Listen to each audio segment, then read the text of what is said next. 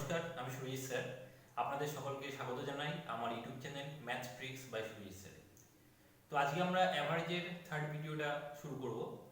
তো তার আগে একটা কথা বলে দিই, সবাই অবশ্যই যে কোনো ভিডিওর প্রথম থেকে শেষ অবধি পুরোটা দেখবেন। স্কিপ করে করে দেখলে কি সমস্যা হয়, আমি যে ব্যাপারগুলো আলোচনা করছি, যে ডেপথে যে কথাগুলো বলছি, সেগুলো যদি না শোনেন, শুধুমাত্র যদি অঙ্কটা দেখেন, তাহলে ওর পেছনে কারণটা বুঝতে পারবেন না যে কেন হচ্ছে। কারণ আমাদের অঙ্ক শুধু মুখস্থর ব্যাপার না যে আমাদের ট্রিক্স মুখস্থ করলাম হয়ে গেল, কিন্তু কোন ট্রিক্সটা কোথায় কিভাবে অ্যাপ্লিকেবল হবে সেটাও কিন্তু আমাদের খুব ভালোভাবে বুঝতে হবে। এটা কিন্তু সবচেয়ে বড় ব্যাপার। এই জিনিসটা যখনই বুঝতে পারবেন, দেখবেন আমরা অঙ্কটা আমাদের কাছে অনেকটা ইজি হয়ে গেছে। ঠিক আছে? তো এই ব্যাপারটা একটু আশা করি আপনারা মেনটেন করবেন, তাহলে আপনাদেরও ভালো হবে। আচ্ছা, তো শুরু করছি আমি। তো আজকে কোশ্চেন নাম্বার 1-এ আছে, দেখুন। The average temperature of first 3 days is 27 degree Celsius and that of the next 3 days is 29 degree Celsius. এবার বলছি average temperature of the week is 28.5 degree Celsius, then find the temperature of the last day. তার মানে একটা এক সপ্তাহের পুরো হিসাব দিয়েছে। তো এক সপ্তাহের মধ্যে আমাদের ফার্স্ট 3 ডেজ এর একটা টেম্পারেচার বলে দিয়েছে এভারেজ, লাস্ট তারপরে নেক্সট 3 ডেজ এর টেম্পারেচার বলে দিয়েছে, আর লাস্ট ডে টেম্পারেচারটা আমাদের চেয়েছে, আর টোটাল উইকের একটা টেম্পারেচার বলে দিয়েছে। উইক মানে কি 7 ডেজ। তো 7 ডেজকে তিনটে পার্টে এখানে ডিভাইড করেছে, 3 প্লাস 3 প্লাস 1। মানে প্রথম 3 দিনেরটা বলেছে, পরের 3 দিনেরটা বলেছে, লাস্টের দিনেরটা চেয়েছে, আর 7 দিনের টোটালটা আমাদের কত বলে দিয়েছে 28.5। তাহলে দেখুন 7 দিনের টোটাল টেম্পারেচার হচ্ছে 28.5 এভারেজে। ফার্স্ট 3 ডেজ এর এভারেজ কত বলেছে আমাদের 27 ডিগ্রি, আর নেক্সট 3 ডেজ এর এভারেজ কত বলেছে 29 ডিগ্রি। তাহলে আমাদের বলছে লাস্ট ডেজটা কত। তো আমরা কি করব, লাস্ট ডেজ এর টেম্পারেচারটা আমরা বের করছি। এবার দেখুন 7 দিনের এভারেজ টেম্পারেচার কত 28.5 ডিগ্রি। তাহলে এটা গড়ে সবার মধ্যেই থাকছে 28.5 করে। তাহলে এই 3 দিনের গড়ও 28.5 করে হবে, এই 3 দিনের গড়ও কিন্তু 28.5 করে হবে, আর এই একদিনটাও কত থাকবে 28.5, যদি আমি টোটালে দেখি ব্যাপারটা। এবার দেখা যাচ্ছে তাহলে এভারেজটা আমাদের লাস্ট ডেজের ক্ষেত্রে কত থাকবে 28.5ই থাকবে, যেটা সবার ক্ষেত্রে কমন। এবার আনকমন ব্যাপারটা কিভাবে ক্যালকুলেট করব। তো আমি দেখব এখানে 28.5 আছে, এখানে কত আছে 27। তাহলে এই ব্যাপারটা কি হলো, কম হলো। কত কম হলো এভারেজে 1.5 করে কমে গেল। এবার 1.5 করে কমে গেল, এখানে কতদিনে ছিল 3 দিনের। তাহলে পার ডে যদি গড়ে 1.5 করে কমে যায়, তাহলে 3 দিনে টোটাল কত কমলো 4.5। তার মানে এখানে এই 3 দিনে টোটাল টেম্পারেচার 4.5 ডিগ্রি কম লেখা হয়েছে, তাই তো? কারণ 28.5 এর জায়গায় 27 করে লিখেছি। আচ্ছা, আবার একই ভাবে এখানে আমাদের দেখো 0.5 করে বেশি লিখেছে। কত আছে আমাদের 29, এখানে কত 28.5। তাহলে এখানে আমাদের 0.5 করে বেশি লিখেছে এভারেজে। তাহলে 3 দিনের টেম্পারেচার, তাহলে টোটালি কত বেশি লিখলাম 1.5 আমরা টোটালি বেশি লিখলাম। ঠিক আছে? তো আমাদের এই যে কম লিখছি বা বেশি লিখছি, এটাকে আমাদের অ্যাডজাস্ট করতে হবে। কিভাবে অ্যাডজাস্ট করতে হবে, আমি একটা 7 ডে মানে লাস্ট দিনের যে এভারেজ টেম্পারেচার কত লিখছি 28.5। এবার ধরো এই 3 দিনে যে 4.5টা কমে গেল, টোটালটা 4.5 যে কমে গেল, এটা কোথায় গেল, এটা তাহলে অ্যাডজাস্ট হচ্ছে কার সাথে, যার এক্সাক্ট ভ্যালুটা বের করছি। তাহলে এখানে যখন কমে যাবে এটা তাহলে ওখানে যে অ্যাড হয়ে যাবে, আবার এখানে যখন বেড়ে যাবে তাহলে ওখানে যে কি হবে মাইনাস হয়ে যাবে, উল্টো হবে। তাহলে এখানে 4.5 কমেছে, এখানে কি হচ্ছে 4.5 অ্যাড হচ্ছে, আর এখানে 1.5 বেড়েছে, ওখানে কিছু উল্টো কি হচ্ছে -1.5। তাহলে এই পার্টটা ক্যালকুলেট করলে কত আছে 4.5 মাইনাস 1.5 মানে 3, 28 আর 3 31, 31.5। তার মানে আমাদের লাস্ট ডে যে টেম্পারেচার কত আসছে, এক্সাক্ট টেম্পারেচার 31.5 ডিগ্রি। ঠিক আছে? এটা গেল শর্টকাট, মানে জাস্ট এভারেজ কল্পনা করে, মানে উল্টো করতে হবে। মানে কখন উল্টো করতে হবে, 7 দিনকে দেখো 3টে স্টেকে ভাগ করেছে, একটা হচ্ছে 3, একটা হচ্ছে 3, একটা হচ্ছে 1। তো এই আলাদা যে 1টা আমরা বের করছি, তখন কি হচ্ছে এই দুটো 3-এর থেকে অ্যাডজাস্ট করছি, তাই তো? কিভাবে করছি, প্রথমে এভারেজটা লিখবো নরমাল, তারপরে যদি এখানে কমে যায় তাহলে ওখানে বাড়বে, এখানে যদি বেড়ে যায় তাহলে ওখানে কমবে, এভাবে অ্যাডজাস্ট করে চলে আসবে। ঠিক আছে? আচ্ছা, এই ব্যাপারটা এইভাবে না করে ধরো তোমার তো শর্ট ট্রিক্স অনেকে ধরো স্যার মনে রাখতে পারছি না, শর্ট ট্রিক হতেই পারে, নর্মাল ক্যালকুলেশন করা যেতে পারে, কিন্তু একটু ক্যালকুলেশনটা বেশি হবে। তখন কি করতে হবে, নর্মাল ক্যালকুলেশনে দেখো 7 দিনের টেম্পারেচার দেওয়া ছিল এভারেজ, প্রথম 3 দিন দেওয়া আছে, পরের 3 দিন দেওয়া আছে।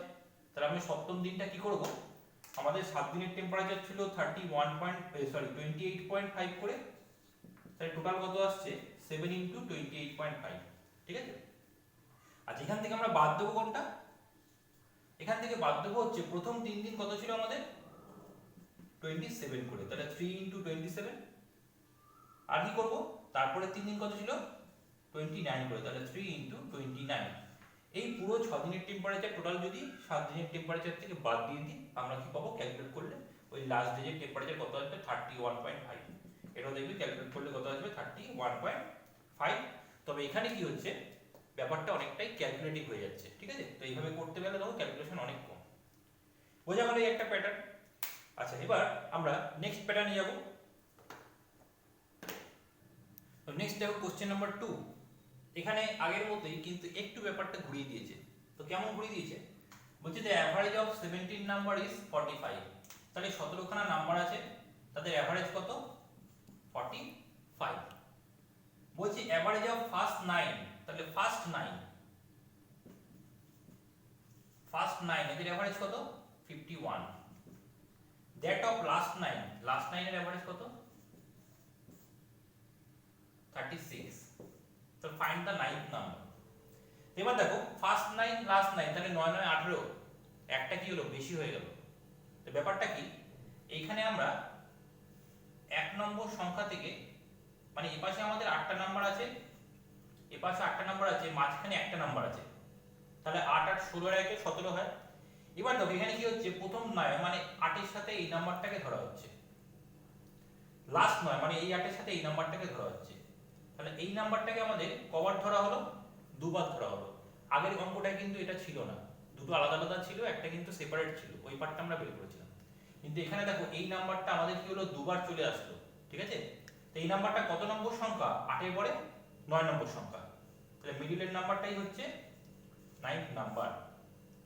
তো এই নাম্বারটা আমরা কিভাবে ক্যালকুলেশন করব, তাহলে 17 খানা সংখ্যার এভারেজ কত 45, গড়ে সবাই 45, তার মানে 9th নাম্বারটাও নরমাল গড় কত 45।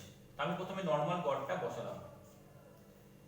এবার দেখো অ্যাডজাস্টমেন্টটা কি হচ্ছে, আমাদের এই 9টা নাম্বার কত করে কম আছে 51 আছে, তার মানে সরি 45 থেকে কত বেশি আছে, এই 9টা নাম্বার আমাদের 45 থেকে 6 করে বেশি আছে, এই 9টা নাম্বার। তো 6 করে বেশি আছে, তো টোটাল কতগুলো নাম্বার ছিল 9 খানা নাম্বার, এভারেজে 6 বেশি আছে, তাহলে 9 খানা নাম্বারে টোটাল কত বেশি আছে 6 9 54, ঠিক আছে, টোটাল 54 বেশি। আবার দেখো এই নাম্বারগুলো, তাহলে এভারেজ 45, এখানে কত 36 কম আছে, কত কম 9 কম, তাহলে এভারেজে 9 কম, 9টা নাম্বার এভারেজে 9 কম, টোটাল কত কম 81 কম। তাহলে এখানে আমাদের 54 বেশি পেয়েছি, এখানে আমাদের 81 কম পেয়েছি। আগের অঙ্কটা যখন সিঙ্গেল একটা বের করছিলাম কি বলেছিলাম, যে একটা এইটা যদি কমে যায় তাহলে ওটা বাড়বে, ওটা যদি বেড়ে যায় তাহলে এটা কমবে, উল্টো হচ্ছে, ঠিক আছে। এখানে কিন্তু ওই যখন কমন পার্টটা আসছে তখন কিন্তু উল্টো হচ্ছে না, যখন এই একটা নাম্বারকে দুবার কাউন্টিং করছি এবং সেই নাম্বারটাই আমরা ক্যালকুলেশন করছি, তখন আমরা কি করব, কোনো উল্টো ভাবে ক্যালকুলেশন করব না। যদি এখানে বাড়ে তাহলে এখানে কি করব প্লাস করে দেব, যদি ওখানে কমে তাহলে এখানে কি করব মাইনাস করে দেব, কারণ কি একটা নাম্বারকে আমরা দুবার কাউন্ট করে অলরেডি অনেকটা বেশি ধরে দিয়েছি, ঠিক আছে। তো আমরা এখানে যেহেতু বেড়েছে তাহলে এখানে কি করব প্লাস করে দিলাম, এখানে কমেছে তাহলে এখানে কি করলাম মাইনাস করে দিলাম। এখানে আমাদের ক্যালকুলেশন করলে কত আসছে দেখো 5 + 4 9 - 1 কত 8, 5 + 4 9 - 8 মানে কত 1, তার মানে কত আসছে আমাদের ভ্যালুটা 18, ঠিক আছে। তাহলে এই ক্ষেত্রে আমাদের অ্যানসার আসবে কত 18, একদম ইজি ব্যাপার। এবার এটাকে যদি ভেঙে করি ডেসক্রিপটিভ ওয়েতে, তাহলে কি হচ্ছে দেখো 17 খানা নাম্বারের গড় হচ্ছে 45, প্রথম 9টা লাস্টের 9টা মানে 9 9 18টা, তার মানে এখানে কিন্তু আমাদের বেশি হয়ে গেল, তার মানে তার মধ্যে আমাদের এই নাম্বারটা কমন আছে। তো আমরা যদি টোটালটা করি এই মাঝের নাম্বারটা দুবার ধরা হয়ে যাবে। এবার আমরা কি করব, এই টোটালটা যদি 17টা নাম্বার বাদ দিয়ে দিই তাহলে মাঝের নাম্বারটা একবার বাদ যাবে, কারণ 17 খানার মধ্যে মাঝের নাম্বারটা একবারই কাউন্টিং করা হয়েছে। তখন কি হবে অটোমেটিক আমাদের 9th নাম্বারটা আরেকটা 9th নাম্বার পড়ে থাকবে। তো আমাদের কি করতে হবে এই ক্ষেত্রে, প্রথমে করতে হবে 9 খানা, প্রথম 9 খানা হচ্ছে 51 করে গড়, তাহলে 51 × 9 করতে হবে প্লাস লাস্টের নখানা কত 36 করে গড়, তাহলে আমাদের কি করতে হবে 36 ইনটু 9 করতে হবে। এটা টোটাল পেলাম 18 খানা নাম্বার, কারণ 9th নাম্বারটা দুবার কাউন্টিং আছে। এবার টোটাল 17 খানা নাম্বার বাদ, তাহলে 17 খানা নাম্বারে গড় কত ছিল 45 করে, তাহলে 17 ইনটু 45। এবার এই ব্যাপারটা যদি আমি ক্যালকুলেট করি তাহলে আমাদের 9th নাম্বারটা আসবে, এটার ভ্যালু কত 18। ঠিক আছে, এই ক্যালকুলেশনটা করা যেতে পারে, তাহলে এটা আসবে। আর যদি অ্যাডজাস্ট করে করতে যাই তাহলে এইভাবে করব। ঠিক আছে, বোঝা গেল? আচ্ছা, নেক্সট আসছি। নেক্সট কোশ্চেন দেখো, কোশ্চেন নাম্বার 3। এখানে বলেছে in a calculation Mohan found that the average of 4 numbers is 25। তাহলে একটা ক্যালকুলেশনে মোহন কি বের করেছে, চারটে নাম্বারে অ্যাভারেজ বের করেছে কত 25। বলছে অন রিচেকিং, মানে আবার চেক করছে ওটাকে, Sohan notice that a number 15 is wrongly taken as 51। তাহলে রিচেক করতে যে সোহান দেখলো একটা নাম্বার 15, সেটাকে ভুল করে কত লিখেছি 51। তার মানে ভুল করে অলরেডি আমরা 51 লিখে ফেলেছি। তাহলে 15 এর জায়গায় আমরা লিখেছি 51, তাহলে আমরা অবশ্যই কি বেশি লিখেছি। ঠিক আছে, তো বেশি লিখেছি বলে আমাদের অ্যাভারেজটাও বেশি আসছে, তাহলে অরিজিনাল অ্যাভারেজটা কি হবে, কমে যাবে। তো এটা যদি নরমাল ওয়েতে ভেঙে করি তাহলে কি হয়, দেখো চারটে সংখ্যার অ্যাভারেজ এসছে আমাদের 25, তার মানে টোটাল ভ্যালুটা কত হবে 4 গুণ 25 মানে 100। এবার চারটে সংখ্যার মধ্যে একটা সংখ্যা আমরা ধরেছিলাম কত 51, যেটা ভুল করে ধরেছিলাম, তা আমরা কি করলাম ওই নাম্বারটা বাদ দিয়ে দিলাম। ঠিক আছে, এবার ওই নাম্বারের পরিবর্তে আমাদের কি লিখতে হতো অ্যাকচুয়ালি 15, তাহলে এখানে কি করলাম প্লাস 15। তাহলে আমরা এখানে চারটে নাম্বারই পেলাম, একটা নাম্বার বাদ দিয়েছি আর অরিজিনালি যে নাম্বারটা লেখার কথা সেটা যোগ করেছি। এই চারটে যদি অ্যাভারেজ করে কি করতে হবে বাই 4, এটা ক্যালকুলেশন করলে আমাদের অরিজিনাল অ্যাভারেজটা আসবে। ঠিক আছে, এবার এটাকে আমরা শর্টে করব।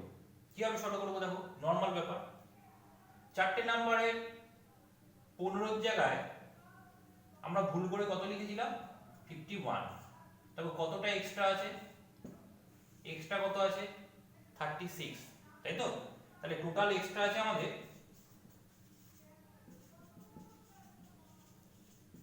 36।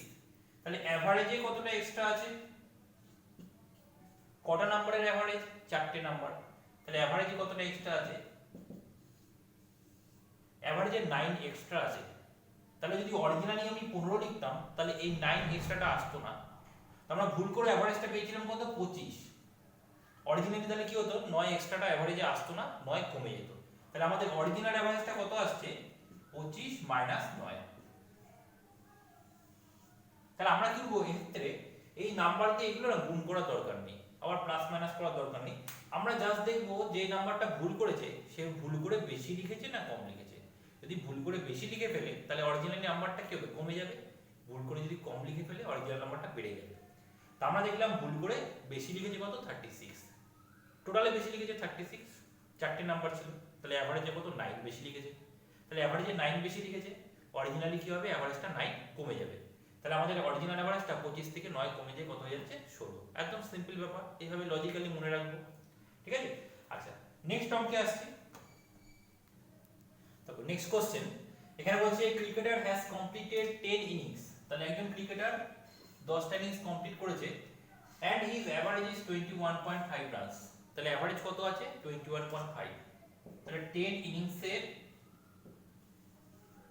এভারেজ কত আছে 21.5 করে আমাদের এভারেজটা আছে। এবার কি বলেছে how many runs must he score in the next innings. আচ্ছা নেক্সট ইনিংস মানে 11th ইনিংস। তাহলে 11th ইনিংসে কত রান করলে so as to raise his average to 24 run. আচ্ছা এভারেজ টু 24 রান মানে 24 এভারেজটা পৌঁছাচ্ছে। যদি বলতো রেইজ হিজ এভারেজ বাই 24 মানে কি 24 বাড়বে, তাহলে বাই 24 মানে কি বাড়ছে 24। যদি বলে টু 24 মানে কি বেড়ে যেয়ে হলো 24, তার মানে এভারেজটা আমাদের 24 এ নিয়ে যেতে হবে। তাহলে এখানে 10টা ইনিংসে এভারেজ সবার কত ছিল 21.5 করে। এরপরে আমাদের কি করতে হবে সবকটা ইনিংসকে রাখতে হবে কত 24 করে। তাহলে 11th ইনিংসটাও 24 রাখতে হবে এভারেজে, আর বাকি ইনিংসগুলোকেও 24 করতে হবে। তো আমরা প্রথমে কি করলাম 11th ইনিংসের অ্যাভারেজটা 24 প্রথমে লিখলাম অ্যাভারেজ ভ্যালুটা। এবার বাকিগুলোকে আমাদের বৃদ্ধি করে 24 এ নিয়ে যেতে হবে। তাহলে বাকিগুলোকে আমাদের কত করে বৃদ্ধি করতে হবে? প্রত্যেকটা 2.5 করে বৃদ্ধি করতে হবে। কারণ দেখো রয়েছে আমাদের 21.5, তাহলে 24 এ নিয়ে যেতে গেলে কত করে বৃদ্ধি করছি? 2.5 করে এভারেজে। তাহলে কটা ইনিংসকে বৃদ্ধি করছি? 10টা ইনিংসকে। তাহলে আমাদের টোটাল কত ইনক্রিজ হচ্ছে? 25। তার মানে 11th ইনিংসে 24 রান রাখতে হবে, তার সাথে আরো এক্সট্রা 25 রান রাখতে হবে, যেটা আমাদের এদেরকে ইনক্রিজ করাবে। তাহলে 11th ইনিংসে টোটাল রানটা কত হবে? 24 প্লাস 25 কত আসছে? 49।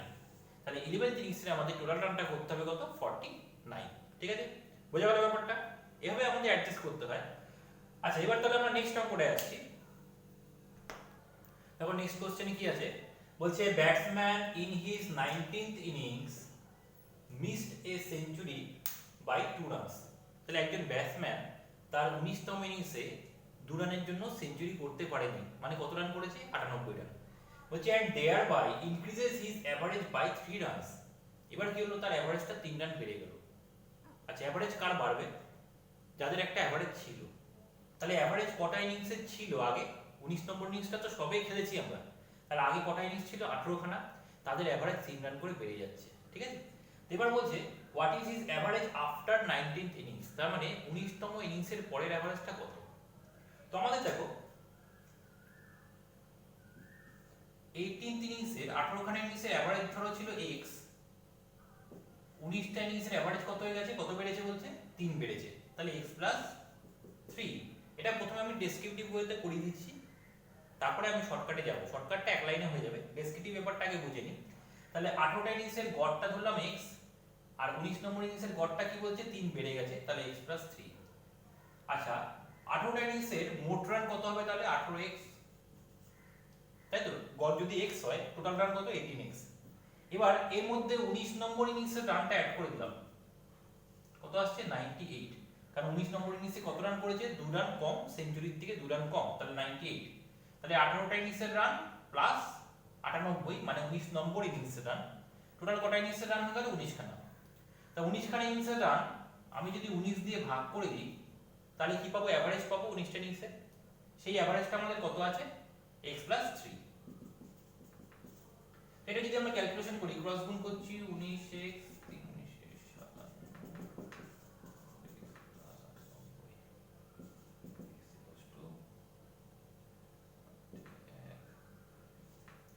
তাহলে x এর ভ্যালু হচ্ছে 41, মানে কি 18টা ইনিংসের গড় কত ছিল? 41, আর 19টা ইনিংসের গড় কত? 3 বেশি, মানে কত?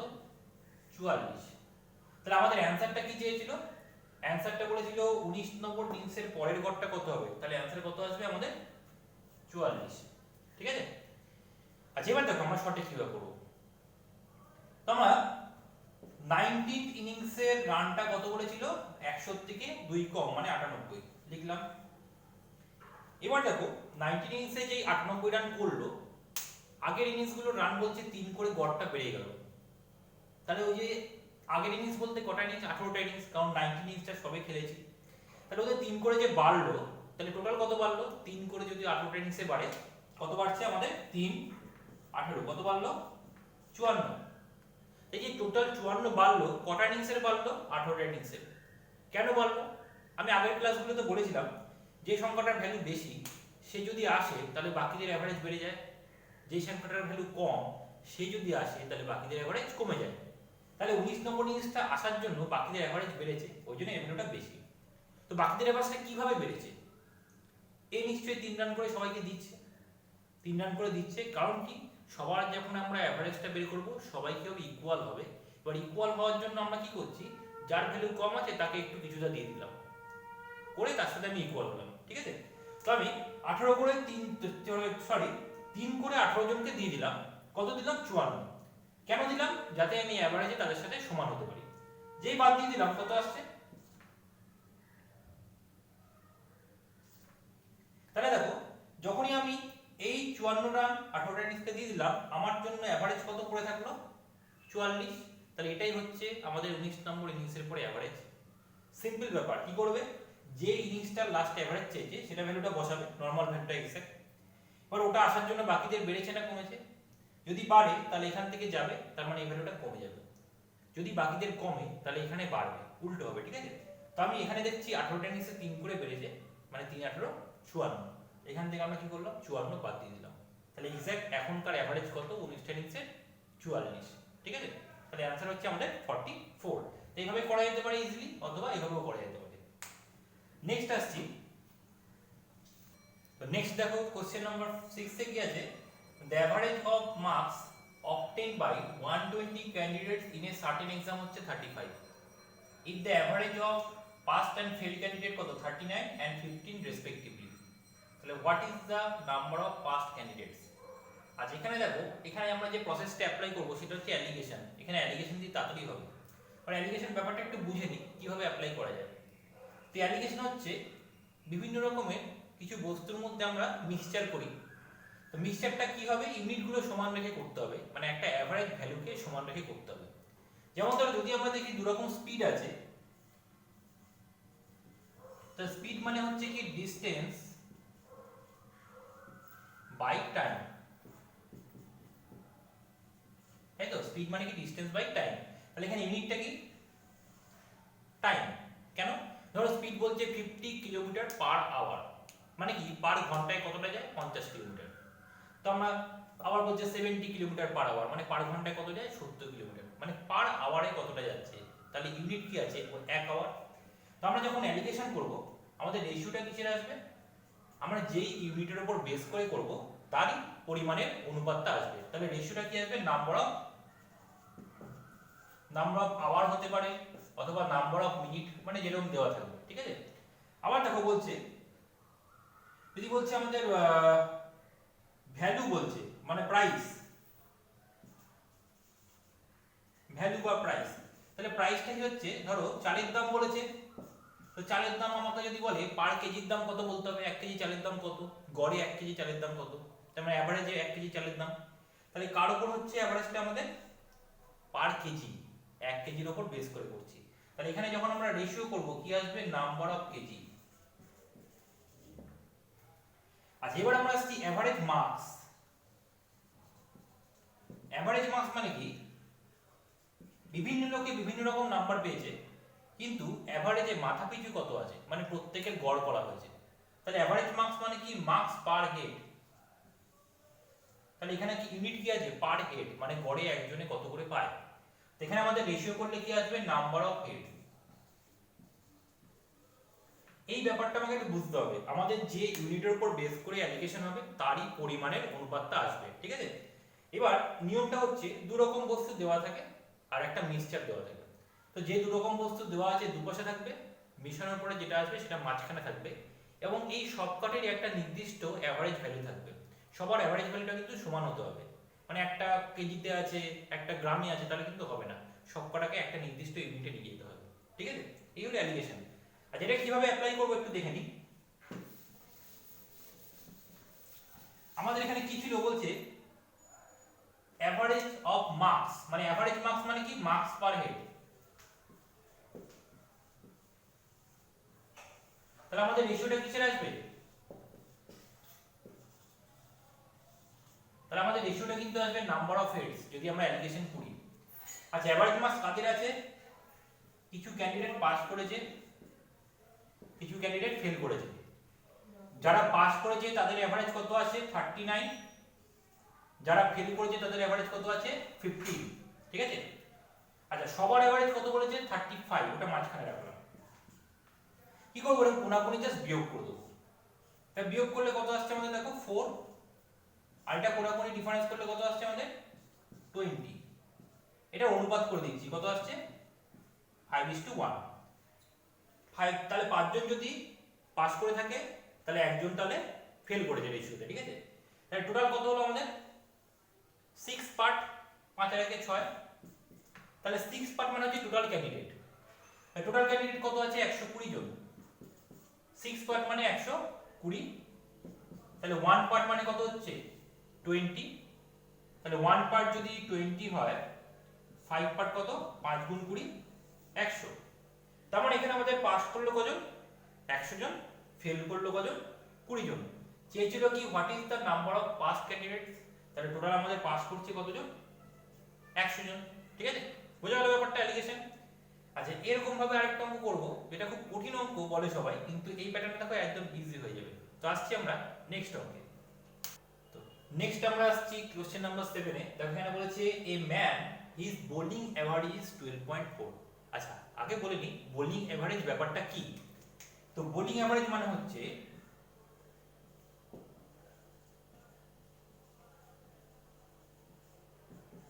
রানস পার উইকেট। এখানে সবই বোলিং এভারেজের কথা বলেছে। তো বোলিং এভারেজ মানে হচ্ছে রানস পার উইকেট, মানে পার উইকেটে কত রান করে দিল। তো আমরা যখন অ্যালিগেশনটা অ্যাপ্লাই করব তখন কি আসবে, রেশিওটা কি আসবে, নাম্বার অফ উইকেটস।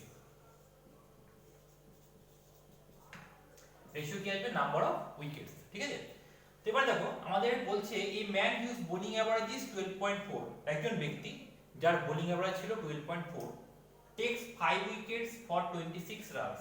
তাহলে এখন কি করলো সে, 5 উইকেটে 26 রান দিল।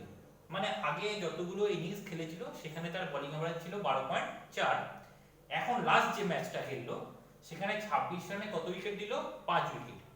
এবার হচ্ছে and there by decreases his average by 0.4, মানে এই নতুন যে ইনিংসটা খেললো তার জন্য এফেক্ট পড়ছে আগের ইনিংসে। টোটালটা যদি অ্যাড করে আমরা ক্যালকুলেশন করি তো বলছে টোটাল এভারেজটা 0.4 কমে গেছে।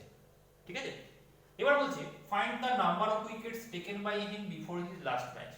তাহলে লাস্ট ম্যাচ খেলার আগে কতগুলো উইকেট নিয়েছিল। তো আমরা দেখতে পাচ্ছি এখানে যখন রানস পার উইকেট, মানে বোলিং এভারেজ মানে রানস পার উইকেট, তাহলে আমরা অ্যালিগেশন করলে রেশিওটা কার আসবে, নাম্বার অফ উইকেটস, ওখান থেকে আমরা বুঝতে পারবো। ঠিক আছে, তার মধ্যে ব্যাপারটা কি ছিল, তাহলে দেখছি আমরা প্রিভিয়াস কিছু ইনিংস ছিল যাদের এভারেজ ছিল কত, 12.4। আচ্ছা লাস্ট যে ইনিংসটা খেললো, লাস্ট ইনিংসের এভারেজ কত হবে, 5, মানে 26 রানে 5 উইকেট, তাহলে এক উইকেটে কত, তাহলে লাস্ট ইনিংসের এভারেজ কত, 5.2। তাই তো, তাহলে প্রিভিয়াস ইনিংস গুলোর এভারেজ হচ্ছে 12.4 রান পার উইকেট, কারণ বোলিং এভারেজ। লাস্ট ইনিংসের এভারেজ কত দেখো, 5 উইকেটে 26 বলেছিল, এক উইকেটে কত, 5.2। এর বলছে এভারেজটা 0.4 কমিয়ে দিয়েছে, মানে এই ব্যাপারটা যখন আমরা অ্যাড করেছি টোটালি 0.4 কমে গেছে। তাহলে আগে ছিল 12.4, এখন কত হয়ে গেল, মিক্সচারটা 12, মানে 0.4 কমে যায়। ঠিক আছে, 0.4 কমে যায় 12 আসছে। এবার অ্যালিগেশন করছি, নরমালি বিয়োগ করে দিই এটা, 12.4 12 ডিফারেন্স করলে কত, 0.4, 12 আর 5.2 ডিফারেন্স কত, 6.8। রেশিও করলাম, দুটোর তো একটা রেখে পয়েন্ট আছে, তুলে দিলাম, 4 দিয়ে ভাগ করলে কত, 17:1। তাহলে প্রিভিয়াস ইনিংস গুলোতে যদি 17 খানা উইকেট নিয়ে থাকে, লাস্ট ইনিংসে 1 খানা উইকেট নিয়েছে অ্যাকর্ডিং টু রেশিও। এবার রেশিও অনুযায়ী এটা হচ্ছে, তাহলে অরিজিনালি লাস্ট ইনিংসে কটা উইকেট নিয়েছে, 5টা। তাহলে রেশিওর একের জায়গায় কত হয়ে যাবে, লাস্ট ইনিংসে নিয়েছে কটা উইকেট, 5টা উইকেট, তাহলে একের জায়গায় 5। তাহলে 17 এর জায়গায় কত হবে, 1 গুণ 5, তাহলে 17 গুণ 5, 5 17 85। তার মানে প্রিভিয়াস যে ইনিংসগুলো খেলেছিল সেখানে নিয়েছিল টোটাল 85টা উইকেট, লাস্ট ইনিংসে নিয়েছে 5টা উইকেট। তাহলে যদি আমরা লাস্ট ইনিংস অ্যাড করে বলি 90 হয়, আর যদি শুধু প্রিভিয়াস বলে তাহলে 85। বাট কোশ্চেন বলেছে find the number of wickets taken by him before the last match. আচ্ছা তাহলে লাস্ট ম্যাচ খেলার আগে নাম্বার অফ উইকেট কত ছিল, তো লাস্ট ম্যাচ খেলার আগে কত ছিল, 85। আর এই ক্ষেত্রে আমাদের অ্যানসার হচ্ছে কত, 85। বোঝা গেল ব্যাপারটা। আচ্ছা নেক্সট আসছি পরের কোশ্চেনে। নেক্সট কোশ্চেন এখানে বলছে the mean temperature on Monday to Wednesday is 37 degree Celsius, মানে মনডে থেকে ওয়েডনেসডে গড় তাপমাত্রা 37, that of Tuesday to Thursday, মানে মঙ্গল থেকে বৃহস্পতিবারের গড় তাপমাত্রা কত, 34। বলছি if the temperature on Thursday was 4/5 of Monday, বৃহস্পতিবারের টেম্পারেচার মনডের টেম্পারেচারের 4/5, তাহলে what was the temperature on Thursday. ঠিক আছে, তো আমরা দেখো মনডে থেকে ওয়েডনেসডে টেম্পারেচার দেওয়া আছে 37, তার মানে Monday plus Tuesday plus Wednesday temperature কত আছে আমাদের 37 করে, তাহলে টোটাল কত হচ্ছে 3 × 37। ঠিক আছে, আচ্ছা এবার দেখো টিউসডে ওয়েডনেসডে, থার্সডে, এদের টেম্পারেচার কত আছে আমাদের 34 করে, তাহলে 3 ইনটু 34। তার মানে যদি এটা মাইনাস করে দিই তাহলে এটা নেগেটিভ হবে, এটাও নেগেটিভ হবে, এটাও নেগেটিভ হবে, এটাও নেগেটিভ। তাহলে টিউসডেটা ওয়েডনেসডেটা কি আছে, কমন আছে, কেটে গেল। তাহলে মানডে মাইনাস থার্সডে কত আসছে 3 ইনটু 37 মাইনাস 34 মানে 3। তাহলে মানডে টেম্পারেচার থার্সডে থেকে কত 9 ডিগ্রি টেম্পারেচার বেশি আছে, ঠিক আছে। এবার দেখো আমাদের কোশ্চেনে বলেছিল the temperature on Thursday was 4/5 of Monday, এটা বলেছে তো থার্সডে টেম্পারেচার মনডে টেম্পারেচারের 4/5, মানে মনডে টেম্পারেচার যদি 5 হয় তাহলে থার্সডেটা কত হবে 4 হবে, 5 ভাগের 4 ভাগ, ঠিক আছে। এবার দেখো এদের মধ্যে গ্যাপটা কত আছে, গ্যাপটা হচ্ছে 1, আমাদের অ্যাকচুয়াল গ্যাপটা কত এসেছে 9, তাহলে এক অংশ মানে 9, তাহলে এক অংশ মানে যদি 9 হয় তাহলে 4 অংশ মানে কত হচ্ছে 4 9 36, আর 5 অংশ মানে কত হচ্ছে 5 9 45। তার মানে থার্সডে টেম্পারেচার কত আসছে 36 ডিগ্রি সেলসিয়াস, আর মানডে টেম্পারেচার কত আসছে আমাদের 45 ডিগ্রি সেলসিয়াস। তো আমাদের অ্যানসার চেয়েছিল what was the temperature on Thursday, তাহলে থার্সডে টেম্পারেচার কত হচ্ছে আমাদের 36 ডিগ্রি সেলসিয়াস, ঠিক আছে, বোঝা গেল ব্যাপারটা। আচ্ছা নেক্সট আসছি পরের রাউন্ডে। তো নেক্সট কোশ্চেন নাম্বার 9 এ আছে there are 35 student in a hostel, তাহলে একটা হোস্টেলে টোটাল 35 জন স্টুডেন্ট আছে।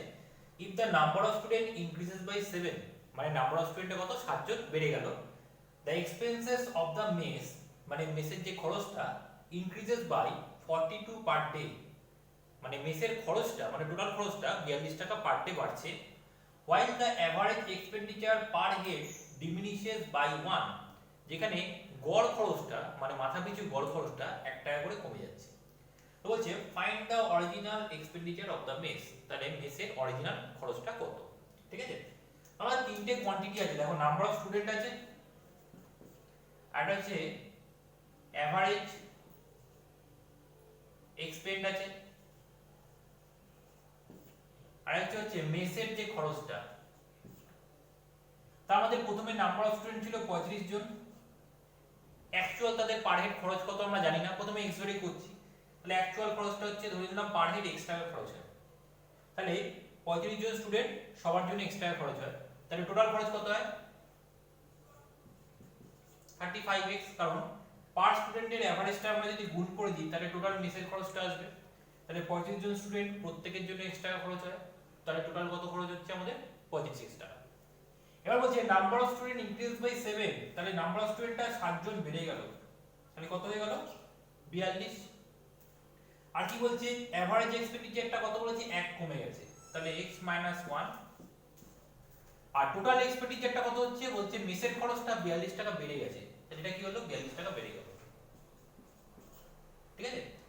তাহলে এবার দেখো আমাদের তাহলে আগে টোটাল খরচ হচ্ছে 35x, এখন টোটাল খরচ কত, এটা গুণ করলে 42 জনের x - 1 করে, তাহলে গুণ করলে কত আসছে 42 * x - 1, তাহলে 35x এর থেকে 42 * x - 1 টা কত বেশি 42 টাকা বেশি। তো আমরা এটাকে এভাবে করতে পারি 42 * x - 1 = 35x প্লাস 42, কারণ আগের খরচের সাথে 42 টাকা বাড়লে এখনকার খরচটা হয়। এখান থেকে দেখো তিনটে পার্ট,